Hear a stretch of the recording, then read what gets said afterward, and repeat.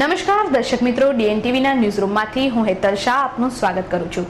સમાચાર વિગતવાર જોતા પહેલા એક નજર આજના મુખ્ય સમાચારો પર।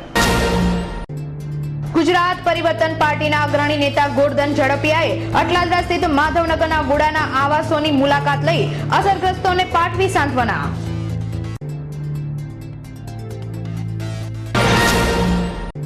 શહેર કોંગ્રેસ દ્વારા માધવનગરની દુર્ઘટનામાં મોતને ભેટનારા 11 વ્યક્તિઓને મીણબત્તી પ્રજ્વલિત કરી અર્પાઈ શ્રદ્ધાંજલિ।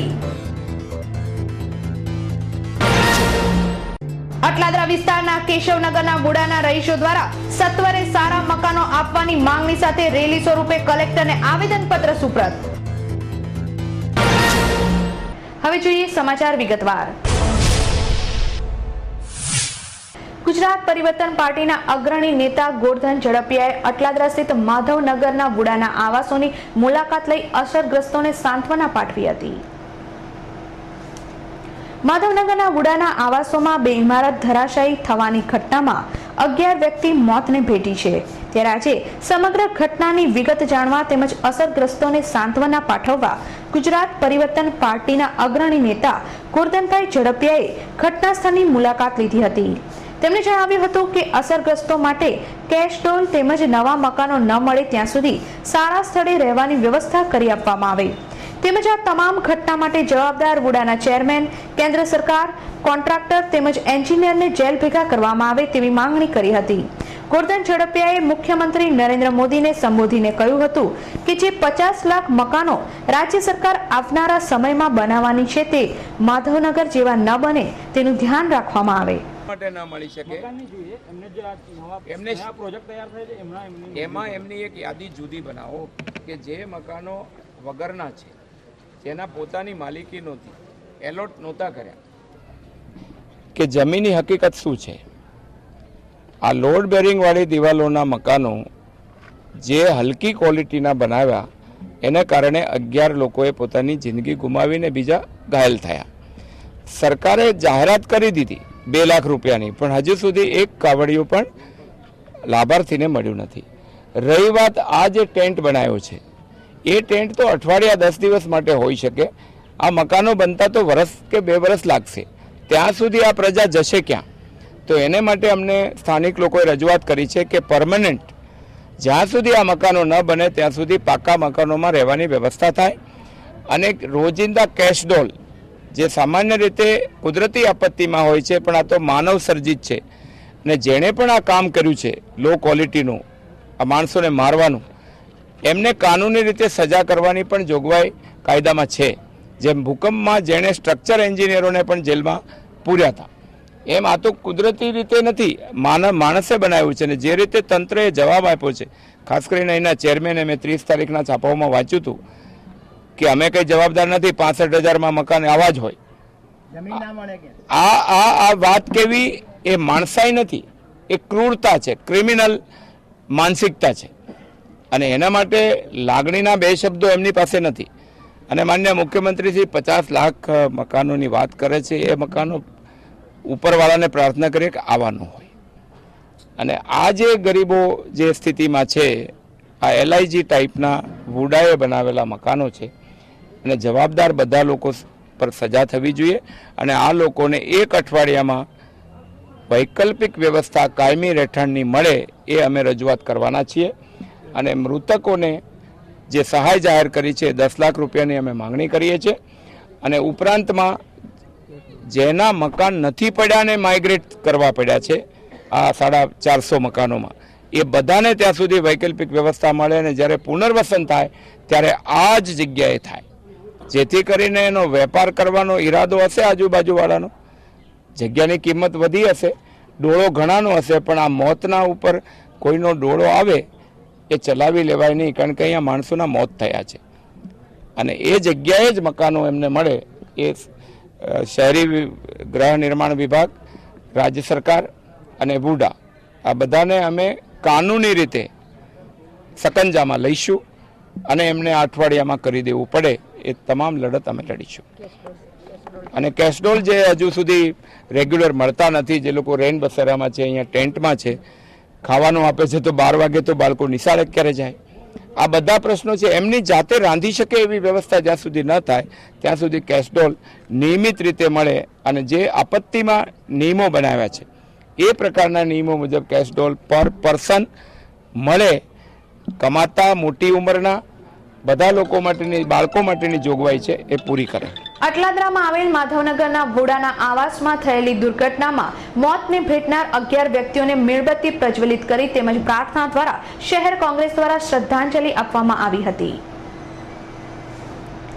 અટલાદરા વિસ્તારમાં આવેલ માધવનગરના વુડાના આવાસોમાં જન્માષ્ટમીના દિવસે 2 ઇમારતો ધરાશાયી થઈ જતા 11 નિર્દોષ વ્યક્તિઓ મોતને ભેટ્યા હતા. આ તમામ મૃતાત્માઓને શ્રદ્ધાંજલિ આપવા શહેર કોંગ્રેસ પ્રમુખ નરેન્દ્ર રાવતની અધ્યક્ષતામાં મીણબત્તી પ્રજ્વલિત કરી પ્રાર્થના કરવામાં આવી હતી. શહેરની વુડા કચેરી પાસેના LNT સર્કલ પાસે આયોજિત આ કાર્યક્રમમાં સ્થાનિકો સહિત કોંગી કાર્યકર્તાઓ મોટી સંખ્યામાં ઉપસ્થિત રહ્યા હતા અને અસરગ્રસ્તોને શ્રદ્ધાંજલિ અર્પી હતી. ભારતીય જનતા પાર્ટીના ભ્રષ્ટાચારના પ્રતાપે 11 વ્યક્તિઓના કરુણ મોત નીપજ્યા છે અને 458 વ્યક્તિઓ નિરાધાર બન્યા છે.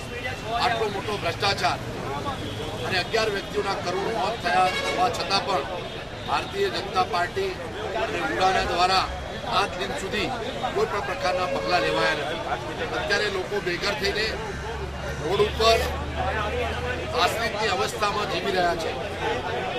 ગુજરાત સરકાર અને ભારતીય જનતા પાર્ટી સામે અમે આક્ષેપ કરીએ છીએ કે આ લોકોના કરુણ મોત અને આ ભ્રષ્ટાચાર માટે સીધા જવાબદાર મુખ્યમંત્રી નરેન્દ્ર મોદી છે. કેટલાય દિવસોથી કોંગ્રેસ પક્ષે આ લોકોને ન્યાય આપવા માટે જન આંદોલન શરૂ કરેલ છે. એના ભાગરૂપે આજે કેન્ડલ સળગાવીને મૃતાત્માઓને શ્રદ્ધાંજલિ અર્પવાનો કાર્યક્રમ અને ગુજરાત સરકારને ચીમકી આપવાનો કાર્યક્રમ કે હજી પણ વડોદરા શહેરમાં જ્યાં સુધી આ વુડાના મકાનમાં હોનારતમાં જે મૃત્યુ પામેલા અને એમના અસરગ્રસ્તોને ન્યાય નહીં મળે ત્યાં સુધી ઉગ્ર આંદોલન કરવામાં આવશે. અટલાદરા વિસ્તારના કેશવનગરના રહીશોએ સત્વરે સારા મકાનો રહેવા માટે આપવાની માંગણી સાથે રેલી સ્વરૂપે કલેક્ટરને આવેદનપત્ર પાઠવી રજૂઆતો કરી હતી. અટલાદરા વિસ્તારમાં આવેલા માધવનગરના વુડાના આવાસોમાં 2 ઇમારત ધરાશાયી થવાની ઘટનામાં 11 વ્યક્તિઓએ પોતાના પ્રાણ ગુમાવ્યા છે. ત્યારે અટલાદરા વિસ્તારમાં જ આવેલ કેશવનગરના વુડાના આવાસોમાં આવેલા જર્જરિત ઇમારતોના કારણે રહીશોમાં માધવનગર જેવી ઘટના સર્જાવાના ભયના પગલે ફફડાટ વ્યાપી જવા પામ્યો છે. જેના પગલે આજરોજ કેશવનગરના 100 થી વધુ રહીશોએ રેલી યોજી કલેક્ટર કચેરીએ પહોંચી નવા સારા મકાનો આપવાની માંગણી સાથે કલેક્ટર વિનોદ રાવને આવેદનપત્ર પાઠવ્યું હતું. તેમજ માધવનગરના અસરગ્રસ્તોએ તંબુ બાંધીને રહેવું પડે છે, જેના પગલે જીવન વ્યવસ્થા ખોરવાઈ ગઈ છે. તેમજ લોકો 20,000 થી વધુ ડિપોઝિટ મકાન માટે ચૂકવી શકવામાં અસમર્થ રહીશો માટે આ ઘટનાએ પાયમાલી સર્જી દીધી છે તેમ જણાવ્યું હતું. અઠવાડિયે અટલાદરા વિસ્તારના માધવનગરમાં જે દુર્ઘટના બની એ દુર્ઘટના બન્યા પછી રાજ્ય સરકારના GSDMA, શહેરી વિકાસ વિભાગ, હોમ વિભાગ, તમામ સંલગ્ન ડિપાર્ટમેન્ટ તરફથી જે યોગ્ય કાર્યવાહી કરવાની છે એ કાર્યવાહી શરૂ થઈ છે. તમામ ઇમારતોના સ્ટ્રક્ચરલ ડિઝાઇન અને સ્ટ્રક્ચરલ સેફટી બાબતે તપાસણી થઈ છે અને લોકોને રહેવા લાયક છે કે નહીં એ બાબતે પણ આગળની તપાસણીના રિપોર્ટ આવનાર છે. દરમિયાન સાવચેતીના પગલાં રૂપે આજુબાજુના મકાનોના રહીશોને મકાનમાં ના રહેવા માટે સલાહ આપવામાં આવી છે અને વૈકલ્પિક વ્યવસ્થા કરવા માટે મહાનગરપાલિકાને સૂચના આપવામાં આવી છે. મહાનગરપાલિકા તરફથી રેન બસેરામાં પણ પ્રાથમિક શાળામાં પણ વ્યવસ્થા કરવામાં આવી છે અને સ્થળ ઉપર પણ તંબુ બાંધીને 3 વખત જમવાનું અને નાસ્તાનું તમામ પ્રકારની વ્યવસ્થા કરવામાં આવી છે. શહેરના માંજલપુર સ્થિત અલવાનાકા પાસેથી ગત રોજ દારૂની બોટલો સાથે 2 આરોપીને પોલીસે ઝડપી પાડી વધુ તપાસ હાથ ધરી છે. બનાવની વિગતો અનુસાર શહેરના માંજલપુર સ્થિત અલવાનાકા પાસેથી ગત રાત્રે પસાર થતી મારુતિ વાનને અટકાવી પોલીસે તપાસ કરતા તેમાંથી 20 નંગ વિદેશી દારૂની બોટલો મળી આવી હતી. પોલીસે પાયલોટિંગ કરતા આરોપીને પણ એક્ટિવા સાથે ઝડપી પાડ્યો હતો. માંજલપુર પોલીસે પ્રશાંત ઉર્ફે પિન્ટુ તેમજ નિલેશ ભંડોરને મારુતિ વાન, એક્ટિવા તેમજ મોબાઈલ સહિત કુલ ₹70,000ના મુદ્દામાલ સાથે અટકાયત કરી વધુ પૂછપરછ હાથ ધરી છે.